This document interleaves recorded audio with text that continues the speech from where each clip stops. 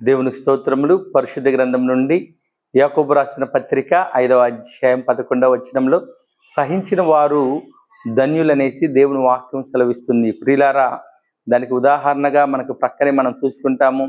ఏబు సహనం కలిగిన వాడు అనేసి దేవుని వాక్యం సెలవిస్తున్నది. ప్రియులారా, ఈ లోకంలో శ్రమలు వచ్చినప్పుడు, బాధలు వచ్చినప్పుడు, సమస్యలు వచ్చినప్పుడు, మనం సహనం కలిగి ఉన్నప్పుడు మన సహనము చూసి దేవుడు మనల్ని ఆశీర్వదించే దేవుడు అయి ఉన్నాడు. ఏబు ఎన్నో శ్రమలు వచ్చినప్పటికీ కూడా సహనం కలిగి ఉన్నాడు కనుక రెండింతలుగా ఆశీర్వదించబడినట్లుగా మనం చూస్తున్నాం.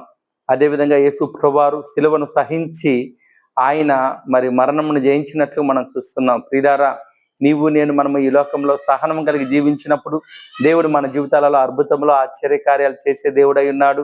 మనకు రెట్టింపు ఆశీర్వాదములు అనుగ్రహించే గొప్ప దేవుడై ఉన్నాడు. కనుక ఈ లోకంలో వచ్చిన ప్రతి సమస్యకు, ప్రతి దుఃఖాన్ని, ప్రతి శోధనను మనము జయించాలంటే మనము సహనం కలిగి ఉండి దేవుడికి మనకున్న సమస్యలన్నీ కూడా అప్పగించుకునే వారిగా ఉండాలని తెలియజేయచ్చు. దేవుడి వాక్యమును దీవించునుగాక. ఆమేన్.